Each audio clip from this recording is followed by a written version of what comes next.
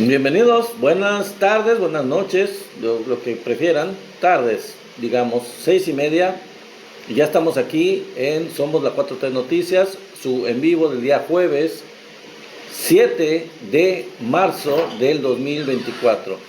Pues vamos a esperar a que se vayan conectando y mientras lo hacen les voy a decir de qué se va a tratar este en vivo. Van a ser dos temas más o menos.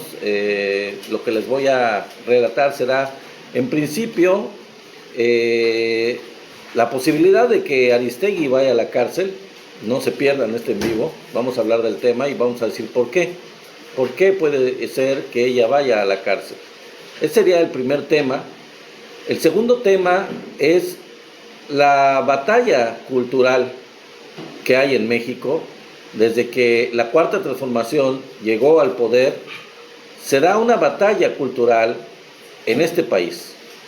Y vamos a ver de qué se trata esta batalla cultural, porque es algo que no se maneja mucho en los medios, ni los medios chayoteros evidentemente, y mucho menos, y tampoco en los medios de la 4T, en los youtubers. La gente no analiza normalmente este tema de la batalla cultural.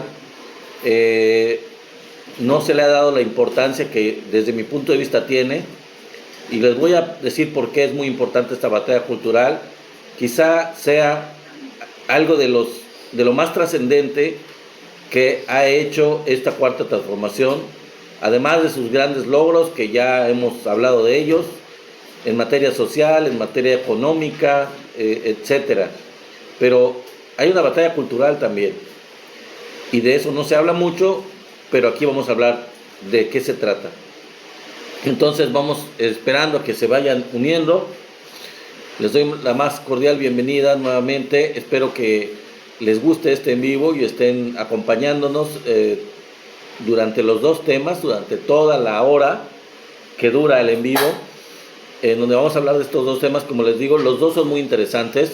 Les anticipo que tanto el primero, de la posible cárcel a Carmen Aristegui, como el segundo, de la batalla cultural, son temas que son muy relevantes, son muy interesantes y no se lo deben perder. Y bueno, los saludo de donde quiera que nos estén viendo, pues muy bienvenidos de cualquier lugar de México, de cualquier estado de la República, de Sudamérica, Centroamérica, de Estados Unidos o de Europa o de cualquier otro lugar del mundo que nos vean en este en vivo que estamos transmitiendo. Pues les doy la más cordial bienvenida. Espero que nos acompañen y estoy muy contento de que estén aquí con nosotros. Entonces, Isabel, qué bueno, mi minita de oro, qué bueno que están aquí. Margarita, bienvenidas todos ustedes, todas ustedes. También no lo dije, pero de Estados Unidos, la gente que nos acompaña de Estados Unidos, que tenemos una buena comunidad allá en Estados Unidos de migrantes que apoyan a la Cuarta Transformación. Bienvenidos también. Omar Ramírez, qué bueno que te estás conectando. Dimas, Exigencias Enigmáticas, bienvenido. Siu, Adela Rodríguez, Antonio Pumas, bienvenido. Chago Martínez, qué bueno. Magdalena Hernández, hola, ¿cómo están ustedes? Guadalupe López, Valentina, quédense aquí porque va a estar muy interesante. Oscar, Carl Hoffman, qué bueno que están. User 56, bienvenidos todos ustedes. The Boosters, Carlos Mora, Eli Pérez, o Efi Pérez, más bien dicho, Jorge Simbrón, Luz Cadavid, Beatriz CX, Sindato Ngowi, Marinitzi, Guillermo Jiménez, qué bueno que están todos ustedes aquí.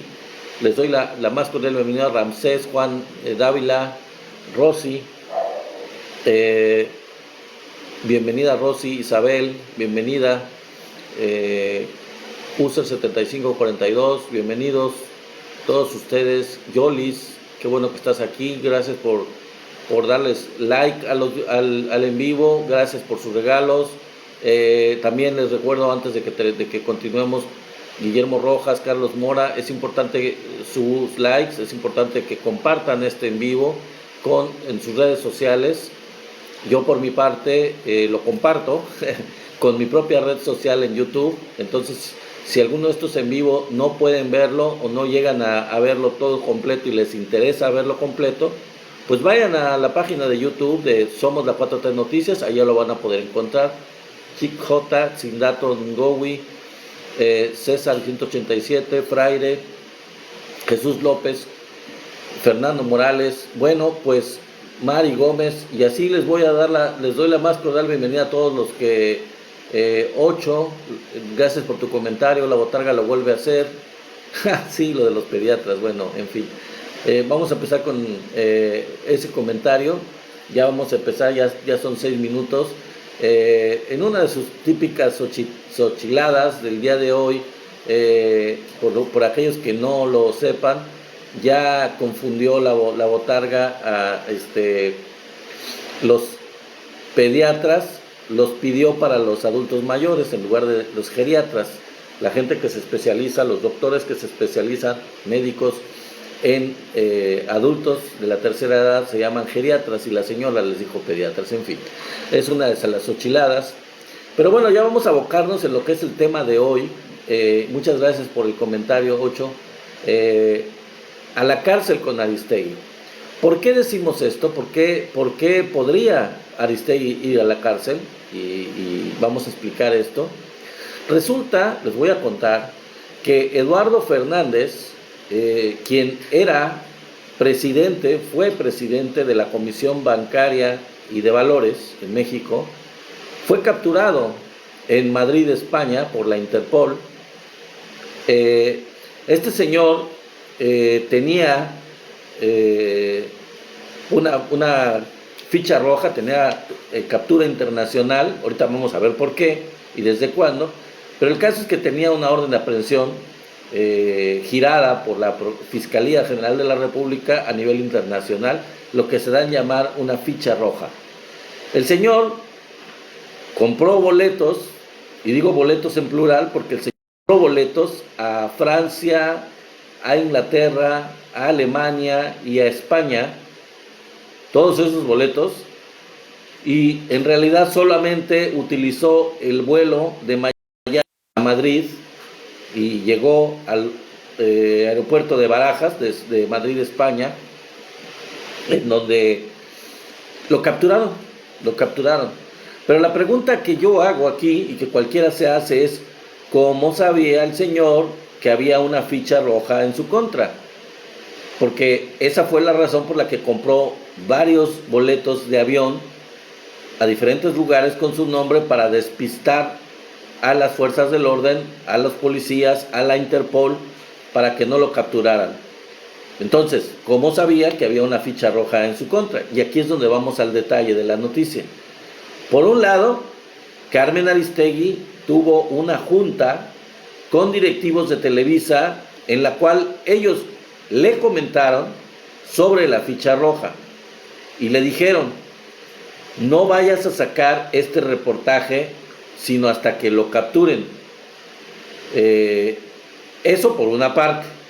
Entonces, por otra parte, al capturarlo en España, la policía, ya una vez que lo capturaron, lo apresaron,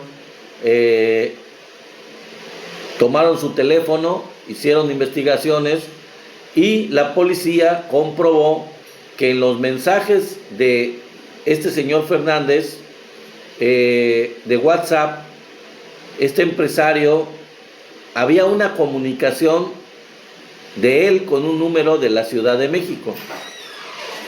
Un número de la Ciudad de México en el que el mensaje lo alertaba horas antes de que lo capturaran, horas antes de su viaje a España, lo alertaban sobre la ficha roja. ¿Y qué creen? El teléfono que le mandó el WhatsApp para alertarlo era el teléfono de Carmen Aristegui. Sí, así de claro, así de directo, el teléfono de Carmen Aristegui era el teléfono identificado como el que le dio, como se dice vulgarmente, el pitazo, para que él se fuera huyendo y que la policía no lo capturara. De hecho, Carmen Aristegui recibió un mensaje de Florencia. ¿Quién es Florencia? Pues la esposa de este señor Eduardo Fernández, donde Eduardo Fernández le decía a su esposa, que la única llamada que recibió de él desde la cárcel, en esa llamada, el señor Fernández le dijo a su esposa: busca a Aristegui. Así le dijo: busca a Aristegui. Ese es otro indicio, aparte de muy claro el anterior, en donde el teléfono que le mandó el mensaje, que lo alertó, era de Carmen Aristegui, y la única llamada, la primera llamada que hizo, se la hizo a su a su esposa, el señor Eduardo Fernández, diciéndole claramente: busca a Aristegui. ¿Por qué le dijo eso? La esposa de Eduardo Fernández habló con Carmen Aristegui en una entrevista, y para colmo, en esa entrevista, Carmen le preguntó: oye, ¿cómo que hay una ficha roja en contra de tu esposo? Y ella supuestamente todavía no lo sabía, y además con eso también previno a la esposa y a él. Nadie lo sabía. Nadie lo sabía. ¿Cómo es que ella sí lo sabía?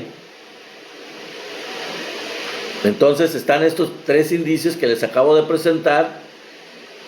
Ella, obviamente, como ustedes pueden ver, se adelantó, como sea, aparte de alertarlo a él, se adelantó y sacó la nota. Y además, pues ella evidentemente le alertó sobre la ficha roja para capturarlo. La cuestión, amigos, es que revelar esa información es algo muy grave, que cualquiera sabe, más una periodista con tantos años de experiencia como Carmen Aristegui, porque eso la hace cómplice. Realmente con eso pueden acusarla de ser una cómplice o de colaborar con su escape, digamos, ayudar a un delincuente a escapar. En La Octava, un medio donde trabaja Carmen Aristegui, ya ella tuvo problemas por eso. Y es muy probable, es casi seguro, que la corran de La Octava por esa razón. Y entonces llegamos al análisis de esto. Ya sabemos que ella lo hizo, ella lo alertó, ella dio la noticia cuando le dijeron claramente: no des esa noticia, porque se corría el riesgo de que se enterara la familia, se enterara él y fuera alertado. ¿Por qué lo hizo? La pregunta es esa, abierta al aire, ¿no? ¿Por qué lo hizo Carmen Aristegui? ¿Realmente con un conocimiento de causa sobre ayudarlo a escapar? Esa sería una de las opciones. O sea, una opción es: ella lo hizo porque tenía una relación directa con Eduardo Fernández, una relación de amistad, y entonces, en una total complicidad, al enterarse, le da el pitazo, le da el aviso para que él escape en una total y absoluta complicidad, y lo hizo adrede. Esa es una opción. La otra opción es: se quiso adelantar y tener la primicia, que podría ser, porque sabemos que esta mujer, Carmen Aristegui, es una periodista oportunista que siempre quiere tener la primicia en las noticias. Si esto fuera cierto, digámoslo de manera inocente, que ella lo hizo para tener la primicia, ¿a poco ella no sabía que hacer eso es un delito y se castiga con cárcel? Yo no lo creo, porque ella tiene muchos años de experiencia y no se necesita ser alguien tan experimentado y un periodista como ella como para saber que eso se llama complicidad y que puede ser acusada con prisión por ayudar a un delincuente a escapar. Entonces, yo no creo que sea tan inocente, en realidad. Entonces, su involucramiento es, como les acabo de presentar, bastante obvio y se puede probar con todas estas pruebas que les acabo de mostrar. La fiscalía podría demostrarlo, puede probarlo, hay testimonios, están las grabaciones, están los mensajes de WhatsApp, está el testimonio de la esposa, están las llamadas, está el testimonio de Televisa, en donde se le dijo a Carmen, no digas nada, y ella de todas maneras sacó la nota. Entonces, de varias maneras, ella lo alertó y él escapó.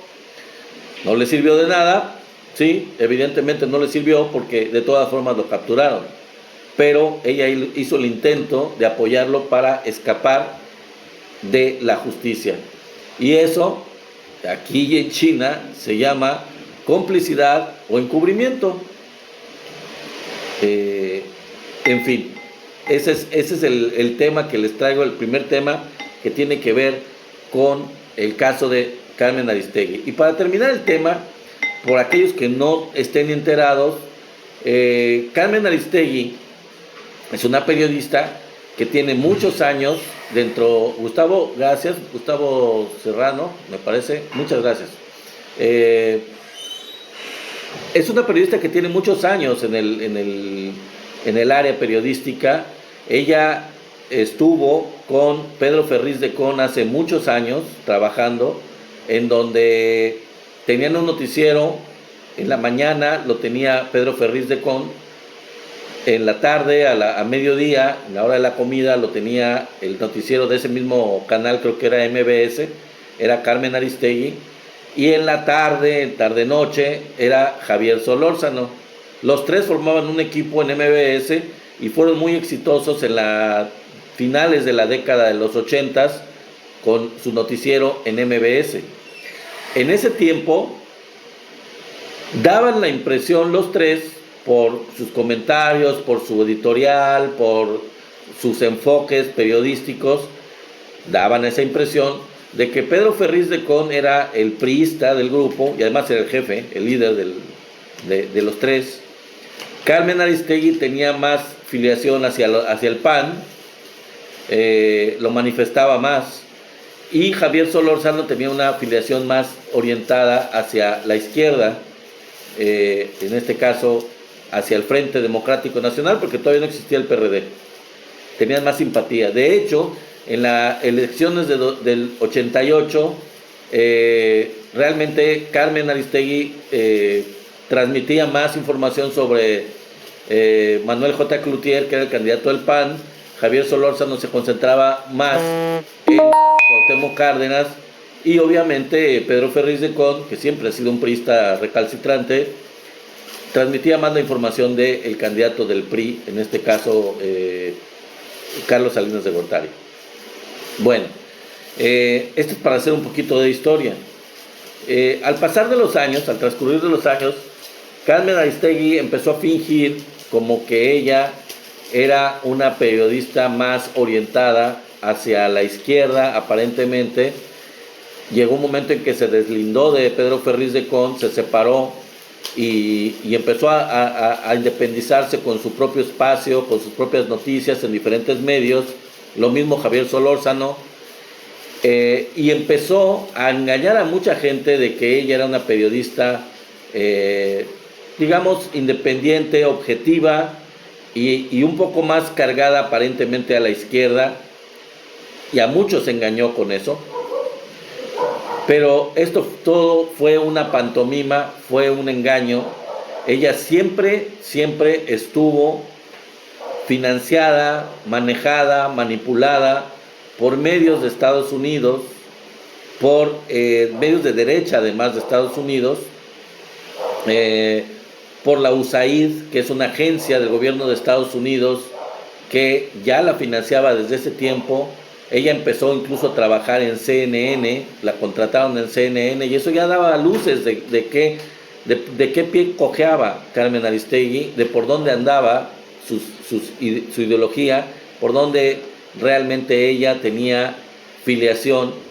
Recibía ese apoyo de Estados Unidos, recibía ese apoyo de la USAID, que es una agencia de desarrollo supuestamente, pero que en realidad es una agencia de Estados Unidos financiera que ha apoyado movimientos de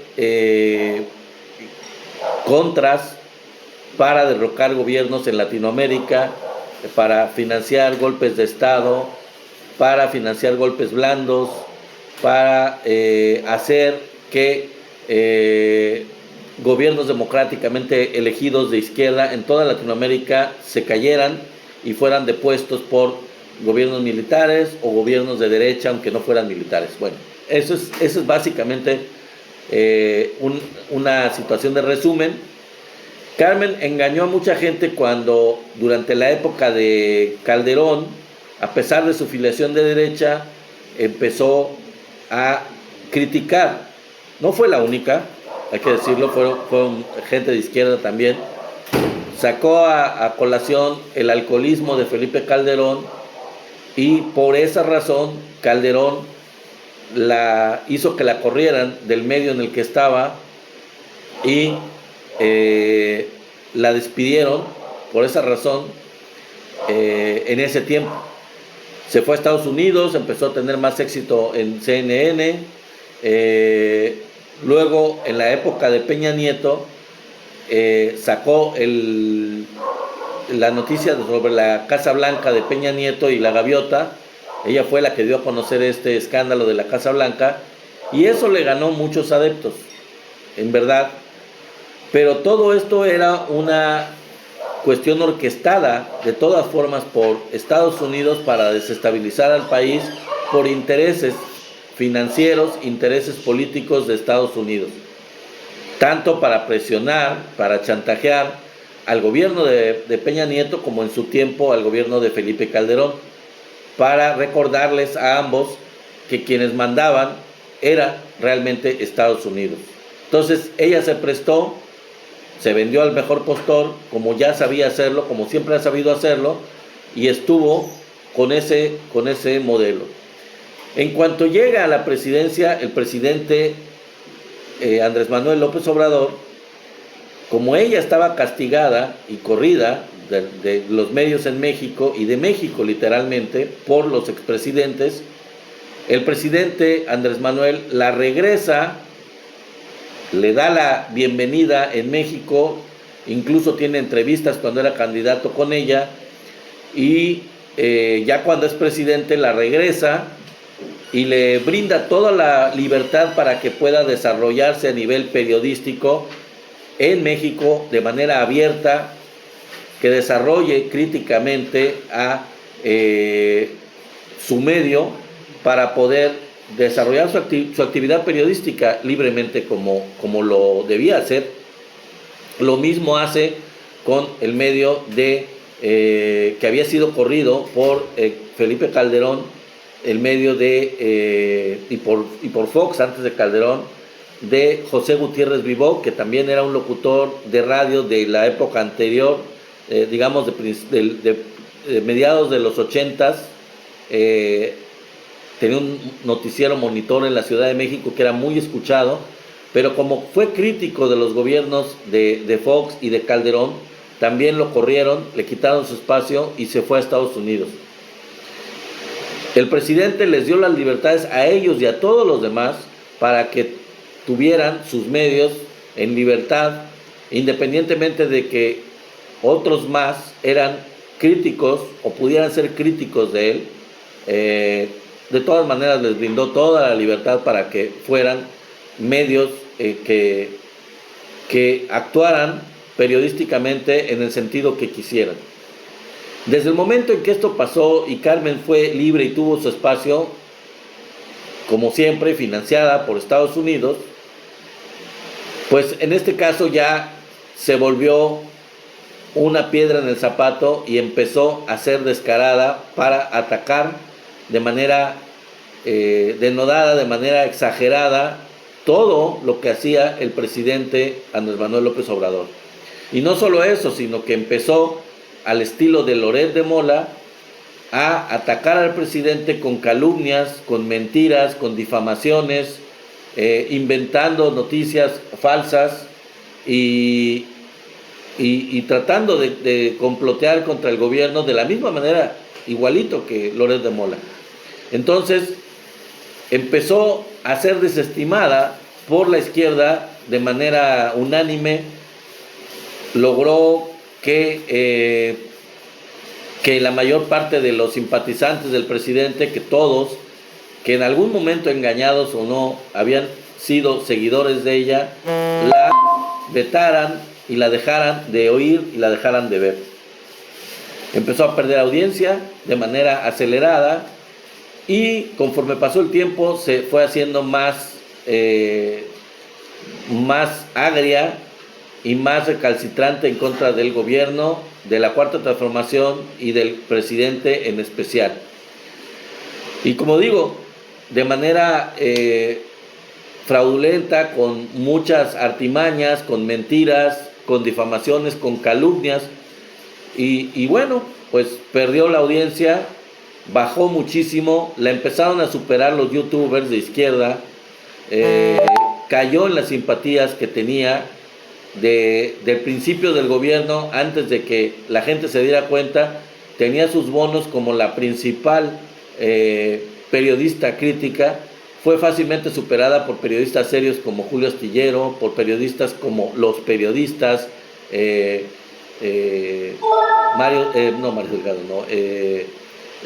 Álvaro Delgado y Alejandro Páez Varela, en fin, puedo mencionar muchos, son periodistas serios y que la empezaron a sustituir, Vicente Serrano, en fin, muchos medios empezaron a sustituirla, le ganaron, y nunca entendió, nunca aprendió la lección, y siguió y ha seguido durante todo este tiempo atacando al gobierno del presidente Andrés Manuel López Obrador. Esto para darles una idea de quién es Carmen Aristegui, quién ha sido y qué representa. Y bueno, pues ahora vamos a ver qué sucede con esto que ya les dije, que les comenté, a ver si se procede en contra de ella, porque yo digo que hay todas las bases, por lo que les comenté, para poder tener acción en su contra, para poder fincarle responsabilidades como cómplice o como encubridora al facilitar el escape de este señor fuera de México.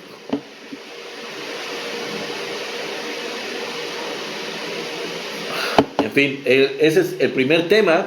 Vamos a hablar ahora, pasar a otro tema que es muy interesante, que es la batalla cultural.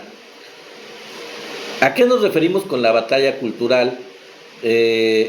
Bueno, les voy a decir que la campaña cultural de la derecha duró mucho tiempo. Fue una campaña cultural realmente. Una campaña que logró sembrar la idea en la población de ciertas características negativas del mexicano, como algo supuestamente inherente al mexicano, natural y además comprobado. Por ejemplo, Peña Nieto llegó a decir que la corrupción era algo natural, algo inherente en el mexicano. Palabras más, palabras menos, pero Peña Nieto llegó a decir eso, llegó a decir que los mexicanos éramos corruptos por naturaleza, que esa era parte de nuestra naturaleza, y era toda una campaña que venía desde mucho antes de Peña Nieto, hay que decirlo, desde gobiernos neoliberales, que estaban orientados a bajar la autoestima de los mexicanos, a hacer creer a los mexicanos que éramos menos que otros países, que el fracaso era nuestra naturaleza, que estábamos destinados a eso, basado en muchos estereotipos y cuestiones falsas sobre nuestra cultura, sobre nuestra historia, para lograr que en la conciencia colectiva del mexicano creyéramos que era una vergüenza ser mexicano, así, tal cual. Al aceptarlo, la población entonces lograban promover y difundir la desunión,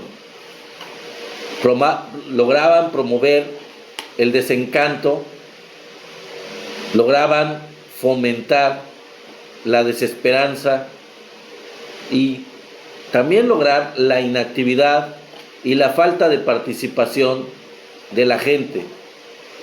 Todo esto era una consecuencia normal de esta idea creada, fomentada desde los medios de comunicación, desde el discurso político, para llegar a la idea de que al ser natural la corrupción en el mexicano, supuestamente desde este enfoque, era aceptado o podría ser aceptado que la gente robara, pero sobre todo que el presidente robara, que los políticos robaran, y que incluso se llegara al extremo de decir, bueno, robó, pero algo hizo. A ese tipo de principios tan estúpidos y tan miserables que la gente llegaba a creerlo. Bueno, no importa que robe, pero que haga algo. Así de plano lo decía la gente. Este era el concepto, pero estaba basado en esta campaña cultural a propósito, totalmente planeada, de la derecha, del gobierno, del movimiento de derecha que estaba en el poder, para fomentar esta desunión, este desencanto, esta creencia de que en realidad éramos poca cosa, éramos menos a nivel mundial y que nos merecíamos lo que teníamos. ¿Sí? Parte de todo esto son, por ejemplo, y a ver si se acuerdan, y si no, para los más jóvenes, como dice el presidente, había frases que eran parte del léxico mexicano común y corriente. Por ejemplo, el discurso de que la corrupción somos todos, que es más o menos parecido a lo que al final de cuentas dijo Peña Nieto, pero eso ya venía de antes. Esto de la corrupción somos todos era un principio creado, una absurda, una idea negativa, fomentada, infundida hacia toda la población. Otra frase, el que no tranza no avanza. Era lo típico del PRI, el crear esta idea falsa de que para avanzar era necesario transar, o sea, hacer cosas ilegales. No importaba cómo, la cosa era lograr algo, aunque se hiciera robando, porque una cosa que decían es, si lo hacen los políticos, ¿por qué no lo voy a hacer yo? Y a su vez los políticos decían, pues fomento que haya corrupción, que haya robo y todo eso, porque al final yo no estoy siendo honesto, yo no estoy siendo leal, yo estoy siendo corrupto como gobierno, pues entonces la gente lo va a ver normal. Entonces, así de ilógico e irreal para muchos otros lugares del mundo, para muchos países, pero así funcionaba. Esta frase del que no tranza no avanza era típica. Otra frase, no me den, solo pónganme donde hay. La idea de los políticos o de los empresarios o de cualquier gente que se le diera la oportunidad de robar poniéndolo en el lugar, ya él se encargaba de servirse con lo que hubiera disponible de manera ilegal. Esa es la idea también. Otra que fue instituida, una frase muy, muy famosa, que fue instituida por un político del Estado de México, que fue el profesor Carlos Jan González, que fue gobernador del Estado de México, que fue un gran político del PRI y que fue casi candidato a la presidencia, aunque no llegó a serlo, pero era uno de los prospectos para ser presidente de México, miembro fundador prácticamente del grupo, el llamado grupo Atlacomulco, que le hemos dado en llamar el Atlacomulco. Es un lugar del Estado de México en donde se dieron todos estos políticos que manejaron la política dentro del PRI y obviamente pues dentro de todo el país, porque eran los que gobernaban al PRI en un momento dado. Este grupo compacto, cerrado, centrado en el Estado de México, hasta no hace mucho, porque el exgobernador del Estado de México, Alfredo del Mazo, era parte de este grupo. Bueno, eso es para hacer un poco de historia para ustedes los jóvenes que me estén viendo. Es importante que sepan todo esto. Fue también la idea de este grupo de derecha, de grupo conservador en el gobierno, en los gobiernos neoliberales, el reforzar el estereotipo del mexicano flojo, del mexicano irresponsable, poco confiable, como si esto fuera completamente natural. Natural en el mexicano ser todas estas cosas. Impuntual, me faltó eso. Irresponsable, impuntual, flojo, todo lo que ustedes quieran relacionado con la falta de responsabilidad de las personas, como si eso fuera natural en el mexicano. A esto contribuyeron también, y eso es otra cosa que quiero dejar aquí metida, algunos de ustedes no estarán de acuerdo o dirán esto es extra, ¿no? No, también es parte. También contribuyeron con esto los narcocorridos. ¿Por qué? Bueno, con el mensaje de los narcocorridos de que todo vale con tal de enriquecerse.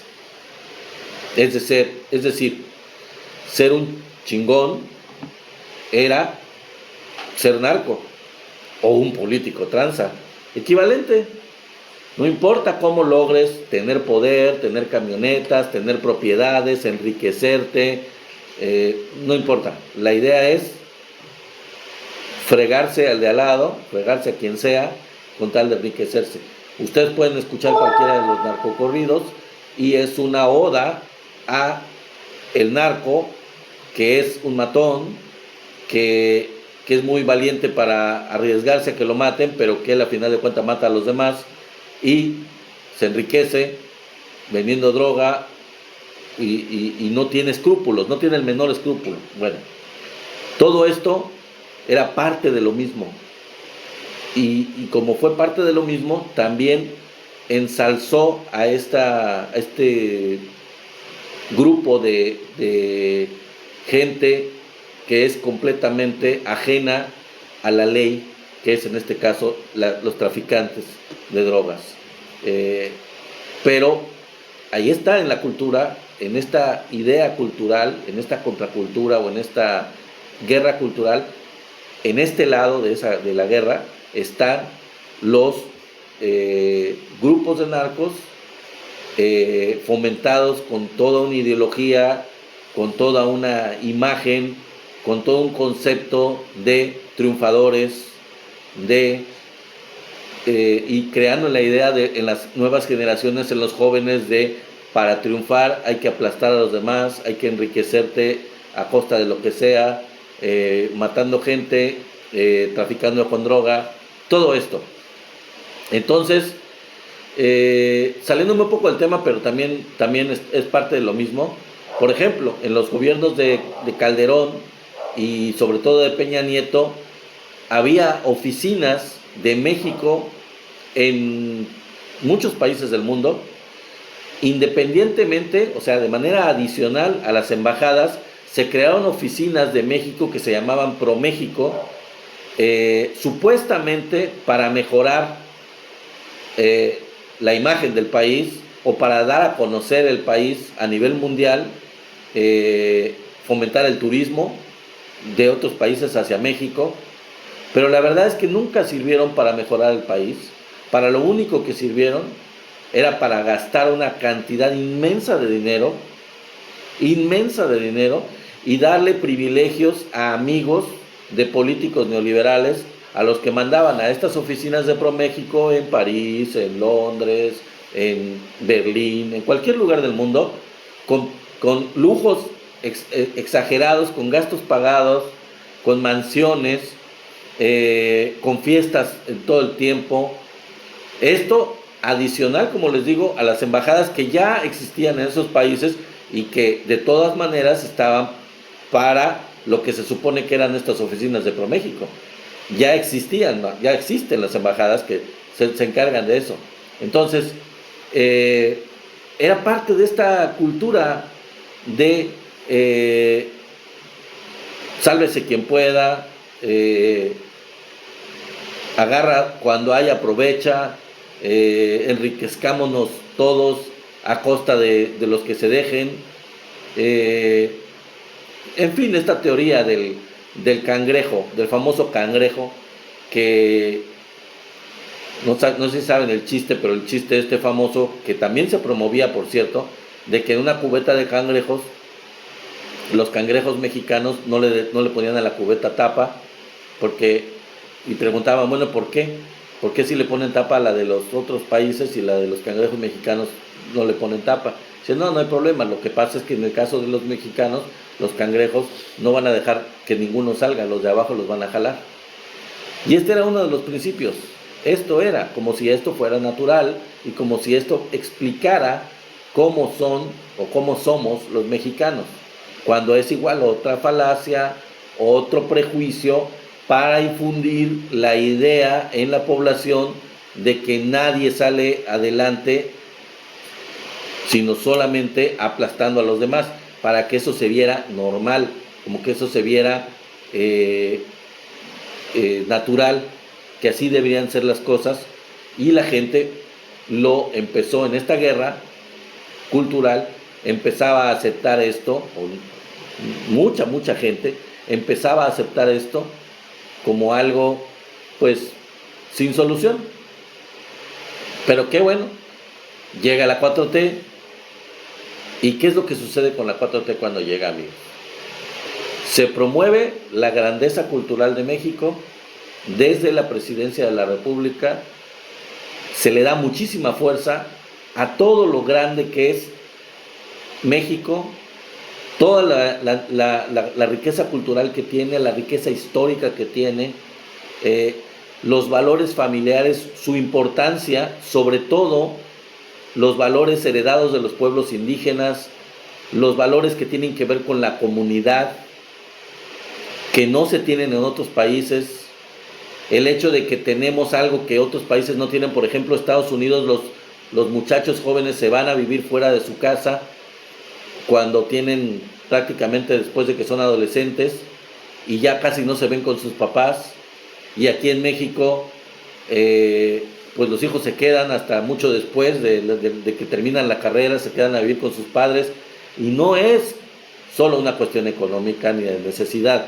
es una cuestión de unión familiar, de la unidad que existe en las familias y en las comunidades también de México. También el hecho de que, por ejemplo, en México prácticamente no hay asilos de ancianos, porque los ancianos se quedan en sus casas, se quedan viviendo con sus familias, y ahí se tiene la experiencia de los ancianos, el cariño.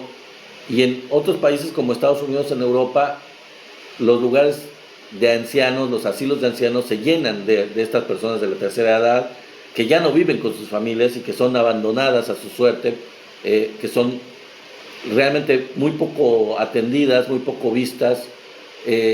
Son lugares donde hay separación de todo esto, y nosotros tenemos esa riqueza, tenemos la riqueza de nuestros valores, de nuestra cultura, que nos hace ser unidos, tener familias fuertes, tener familias que se ayudan entre sí, comunidades unidas, sobre todo en las comunidades más pobres, en las comunidades indígenas, se da mucho más esto, porque eso nos viene de los pueblos indígenas precisamente. Entonces, se fomenta por parte del gobierno estos valores, promover estos valores, hacerlos masivos, valorarlos, enriquecerse de ellos, reconocerlos, recuperarlos, todo esto. Y también toda la trascendencia de las luchas históricas, de México, las tres transformaciones anteriores, la independencia, la reforma, la revolución, su importancia en lo que es la construcción del México actual, las luchas de los héroes que nos han dado lo que tenemos, la importancia que tienen estos héroes. Y desde las pirámides, desde el momento en que el presidente tomó posesión, desde las pirámides de Comalcalco, Tabasco, da un mensaje en donde el presidente le exige a España y al Vaticano pedir perdón a los pueblos originarios por la conquista, por todo el genocidio que se hizo durante la conquista. Y AMLO puso el ejemplo haciéndolo en representación al gobierno de México, porque fue el gobierno de México en esos tiempos, con los pueblos yaquis y con los pueblos mayas, a los cuales se les hizo un genocidio en la época de Porfirio Díaz. Obviamente no es algo que haya cometido él como presidente, ni muchos presidentes antes que él, pero en representación a lo que es el Estado mexicano, él les pidió perdón a estos pueblos. Obviamente ni España ni el Vaticano, aunque el Vaticano, el Papa Francisco como que sí, más o menos dijo que ya había pedido perdón y también extendió una carta, etcétera, pero el gobierno de España y el rey de España rechazaron esto, y esto hizo que México pusiera las relaciones con España en un stand-by. No rompió relaciones completamente, pero lo dejó en visto, digamos, como en términos de celular, los dejó en visto. Dejó suspendidas las relaciones con España. También durante el gobierno de Andrés Manuel López Obrador se inicia un rescate importantísimo de las riquezas arqueológicas que estaban en los museos de todo el mundo. Se busca recuperar y se logra recuperar muchas piezas arqueológicas en museos, en muchos museos de Europa sobre todo, y de otros lugares en Estados Unidos, y se hace un trabajo muy importante de esto. Una de las que primero hace esto y que lo hace muy, muy activamente es la esposa del presidente, que aunque no es primera dama, porque ella no quiso ser nombrada así, ha hecho una labor cultural muy importante, una labor de rescate histórico muy importante, y se consagró también a esto del rescate de las piezas arqueológicas, que es una riqueza cultural muy importante de México. También se conmemoraron los 500 años de la conquista de manera muy espectacular, con una pirámide, una recreación del Templo Mayor en el Zócalo de la Ciudad de México, que espero, si no lo han visto, véanlo, búsquenlo en YouTube, en donde en un espectáculo de luz y sonido se explica todo lo que fue la creación, la llegada de los aztecas a Tenochtitlan, el asentamiento, toda su historia, la cosmogonía, la cosmovisión que tenían los aztecas y cómo se dio la conquista, para sintetizárselos en pocas palabras, pero fue algo espectacular, fue algo increíblemente bonito, porque recrearon toda la pirámide, pusieron las pirámides en el Zócalo de la Ciudad de México, y el espectáculo se veía impresionante en la noche. Todo esto para fortalecer la idea y el orgullo de todo lo que es nuestro pasado histórico, nuestra riqueza cultural. También el gobierno ha hecho énfasis en los héroes nacionales, dando a conocer los hechos históricos, explicando eventos trascendentales de la historia y su importancia, para que toda la gente se entere, para que toda la gente lo valore, la importancia de Pancho Villa, la importancia de lo que hizo Zapata, la importancia de lo que hicieron los hermanos Flores Magón, el aeropuerto Felipe Ángeles, quién fue Felipe Ángeles, por qué fue importante. Por decir algo, Benito Juárez, por supuesto que fue fundamental para poder crear lo que es fortalecer el Estado mexicano, el federalismo, la separación de la iglesia con el Estado, en fin, todo esto. Y de hecho, cada año, desde 2019, se ha dedicado a un héroe de la patria. Toda la simbología del gobierno federal, del gobierno de México, cada año ha tenido en sus logos, en su simbología, a un héroe de la patria cuyo ya sea nacimiento o ya sea asesinato se conmemoran años durante ese año, de 2019, 2020, 2021, 2022, cada año ha sido diferente. Este año son los hermanos Flores Magón, así fue un año de Zapata, fue un año de Francisco Villa, etc. Y ya, finalmente, antes de terminar, llegamos a los resultados. ¿Cuál ha sido el resultado de esta batalla cultural ahorita? Bueno, tenemos, por ejemplo, youtubers extranjeros sorprendidos e impresionados por México y por su cultura.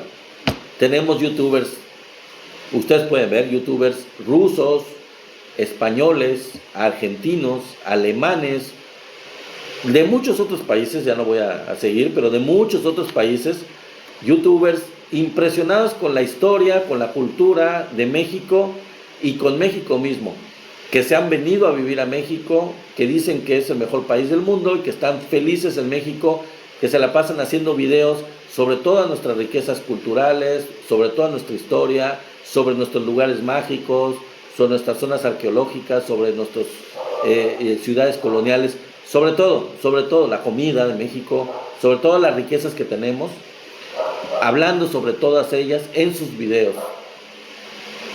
Hay en general, y eso hay que decirlo, una mejor imagen del país a nivel mundial y una mejor imagen de los mexicanos a nivel internacional. En la época de Calderón, en la época de Peña Nieto, realmente era lamentable cómo se trataba a los mexicanos con todo este crecimiento que hubo del narcotráfico desde la época de Calderón. Hubo un crecimiento tan horrible que, digo, no es por hablar mal y pobrecitos, porque la verdad es que no se lo merecen, pero los colombianos, desde hace mucho tiempo, por el escándalo de las drogas, por el problema de las drogas que han tenido durante muchos años, realmente era triste ver cómo en los aeropuertos, en cualquier lugar del mundo, cómo se trataba a los colombianos de una manera horrible. Se les pasaba salas sabiendo que eran colombianos, tenían pasaporte colombiano, se les revisaba, fueran hombres o fueran mujeres, se les revisaba, se les desnudaba para ver si no traían droga. Ni modo el estereotipo y la fama que se creó durante mucho tiempo. Bueno, esto que pasó con los colombianos en ese tiempo de Pablo Escobar, pasó con los mexicanos en la época de Calderón y en la época de Peña Nieto. Y eso es algo que ya no pasa a nivel internacional. Ya no tenemos ese eslogan, ese estereotipo, ese San Benito que nos cargaron durante esos tiempos. Ya no.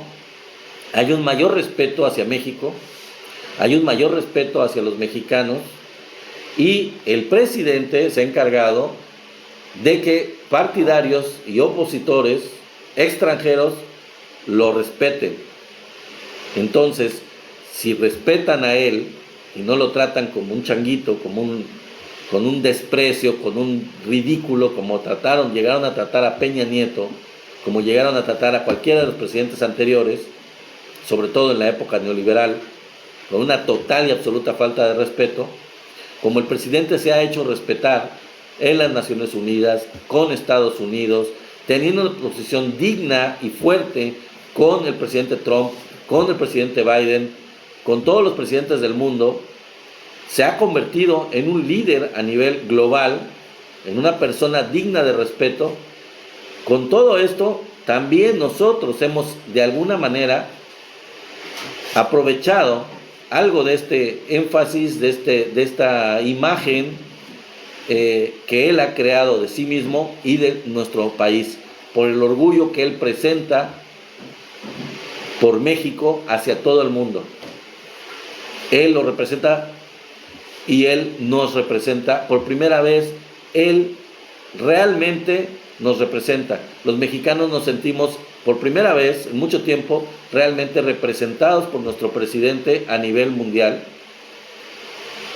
Tenemos un orgullo recuperado, y la verdad es que Claudia debe continuar con el discurso del presidente, con este trabajo tan importante que se ha hecho en esta guerra cultural, para ganarla, para triunfar en esta guerra cultural. Es algo que se pueda hacer en un sexenio. Yo creo que es algo que se tiene que hacer durante 2 o 3 sexenios, igual que muchas otras cosas de la Cuarta Transformación. Apenas están sentando las bases de la Cuarta Transformación. Pero la batalla cultural tiene que continuar y tenemos que ganarla de manera contundente para recuperar nuestro orgullo, fomentar este orgullo de ser mexicano, que la verdad es que es bastante reciente. Antes había patrioterismo, había el escándalo y la destrucción cuando ganaba la selección, se hacían bola la gente, se emborrachaba. Eso era patrioterismo. No es patriotismo ni es orgullo por México.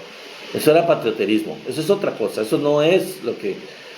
Antes se enorgullecían por ridiculeces. Se enorgullecían porque aquí todo se valía supuestamente, porque se fomentó eso de que aquí todo vale, aquí la tranza es lo normal, la corrupción somos todos, todo esto que ya les mencioné, hacían ver a la gente como que eso era algo de lo cual enorgullecerse, que aquí se podía hacer lo que se nos diera la gana, que no había ley, que no había respeto.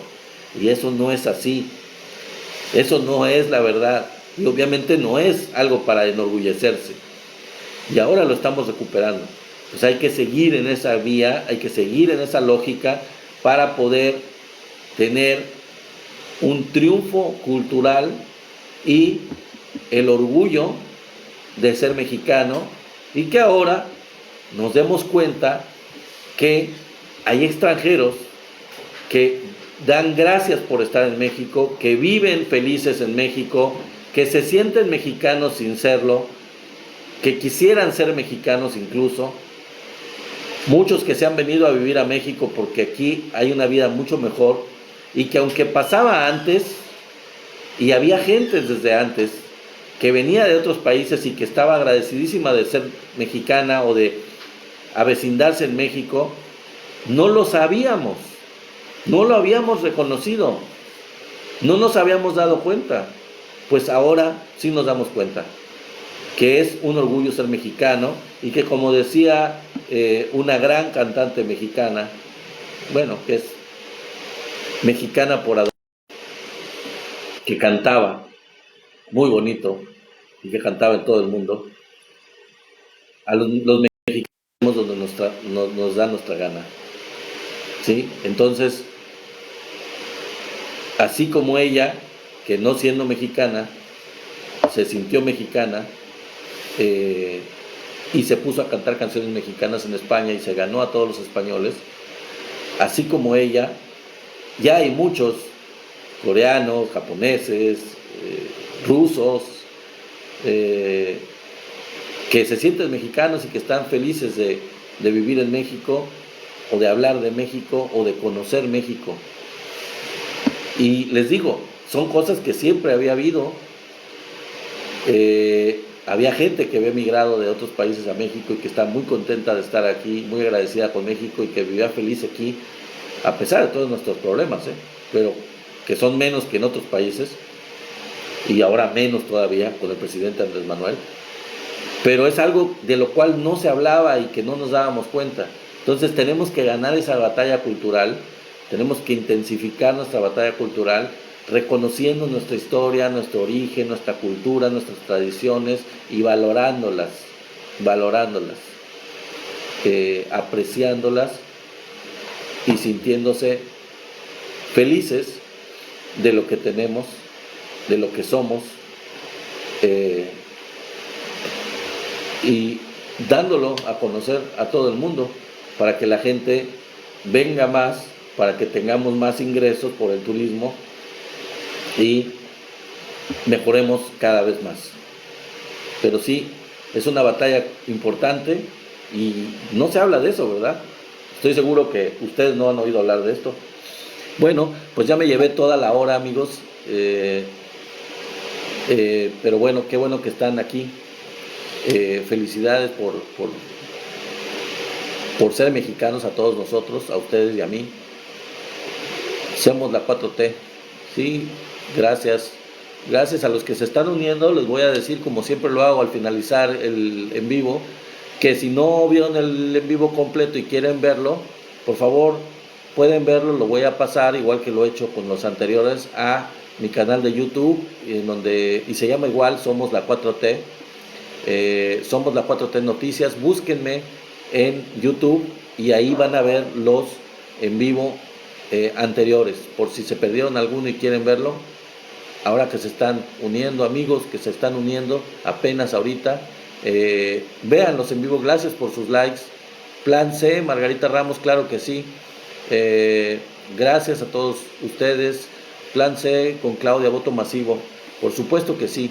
Sigan con la 4T, den a conocer este video, compártanlo por favor, para que más gente se entere del orgullo de ser mexicano, para que más gente se entere. Recuerden, como siempre lo hago al final del video, que es importante el plan C, que es fundamental ganar las cámaras, y que salgamos todos a votar el 2 de junio para que tengamos mayoría consolidada en el Congreso y logramos los cambios que necesitamos. Es un honor estar con Obrador, es un honor estar con Claudia hoy. Claro que sí, Angie. Gracias. Claudia, es la continuación del proyecto de Nación Plan C, voto masivo Morena. Gracias. Claudia Arraza, Omega Prime, gracias por tu comentario. Muchas gracias, ya está terminando el en vivo. En fin, nos vemos el próximo lunes, ya saben, a las 6:30. Es tiempo de nuestras mujeres, Plan C todo, dice Gerardovich. Claro que sí, Gerardovich. Apoyo a Claudia y a Clarita, claro que sí. Nos vemos el lunes a las 6:30, ya saben, del lunes al jueves a las 6:30. Pues lo voy a cambiar a las 7. Sí, yo creo que lo voy a cambiar a las 7. Bueno, sí. A partir del lunes a las 7 de la noche, ¿ok? A partir del próximo lunes, de 7 a 8 de la noche, los en vivo, ahí los voy a estar esperando. Así que pero búsquenme. La próxima semana nos vemos aquí. No voten por Xochitl Gálvez, dice Gerardovich, va a entregar el país a los extranjeros, ni un voto a la votar. Claro que sí. Y no voten por ella, es evidente que es una botarga, que es ridícula. Sí, Xochitl va a quitar, dice, la pensión para nuestros abuelos, ni un voto a ella. Plan C, claro que sí. Su, bienvenida Su, muchas gracias. A Su y a otros más que se conectaron hace poco. Les repito antes de que me vaya que está el en vivo, va a estar en mi página de YouTube, en Somos la 4T Noticias, ahí búsquenlo. Margarita Ramos, jamás daré mi voto a la botarga, claro que no. No hay que darle el voto a ella, hay que dárselo a Claudia, hay que dárselo a Clara, si les toca en la Ciudad de México, hay que dárselo a todos los candidatos a diputados, senadores, tanto federales como locales, los diputados locales. Claudia sigue creciendo en las encuestas. Gracias, revisando la noticia y Vladislav, bienvenidos, muchas gracias por estar aquí, amigos. Qué bueno que están aquí, les doy la más cordial bienvenida y qué bueno que los saludé. A ver cuándo hacemos un en vivo juntos. Me invitan al próximo en vivo como la vez pasada, con mi amiga, que por cierto no está aquí, sí, ReadyPay no se conectó el día de hoy. Bueno, no importa, nos vemos en el próximo. Ya nos pasamos y no se ha cortado. Claudia sigue creciendo en las encuestas. Sí, claro que sí, tienes razón. Mayoría calificada en todas las cámaras, dice Omega Prime. Congresos locales, sí, exacto, Omega Prime. Vamos a armar cosas padres, amigos. Sí, claro que sí, revisando la noticia. Claro que sí, amigos, por supuesto. Vamos a armar una buena polémica. Claudia Arraza, dice Su. Claro que sí, Su. Vamos por Morena, dice Hugo Hernández. Claro que sí. Es tiempo de mujeres. Pues sí, estamos todos de acuerdo. Es tiempo de mujeres, grandes mujeres que han hecho historia, que hacen muchas cosas muy buenas por el país y que tienen sensibilidad, otro tipo de sensibilidad. Somos millones con AMLO. Claro, Gerardovich. Claro que sí. Omega Prime, Claudia Presidente. Plan C de continuidad con Claudia. Claro que sí. La continuidad es muy importante, hay que ganar esta batalla cultural, como les dije. Clara Burgada, jefa de gobierno, con todo en la Ciudad de México, échenle ganas a los que están en la Ciudad de México, tienen que ganarle a este corrupto, horrible, que está metido en el cártel inmobiliario. Aguas con eso, los que están en la Ciudad de México y me están viendo allá, échenle muchas ganas para que gane Clara y que gane bastante. Y que gane la Cámara de Diputados de la Ciudad de México. Jefecito, ya abrimos los ojos. Claro que sí, ya abrimos los ojos. Ya somos millones con AMLO, como dice Su. Por supuesto que sí, Su. Me gusta tu hashtag, somos millones con AMLO. Claro que sí, hay que darlo a conocer. Ya me voy a ir. Muchísimas gracias a todos otra vez. Nos estamos viendo. Voy a hacer algún videíto por ahí el fin de semana, para la página de TikTok, pero en los en vivo a partir de la próxima semana, ya saben, el lunes a las 7 nos estamos viendo. Bueno, amigos, me dio muchísimo gusto estar con ustedes. Bye, bye. Recuerden que somos millones con Claudia.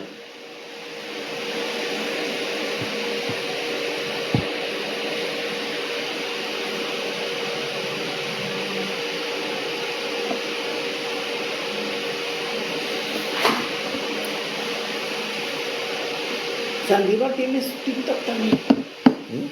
Saldívar tiene TikTok. Estuve viendo a Saldívar, pero yo quería que lo vieras, pero no terminaste. No lo podía.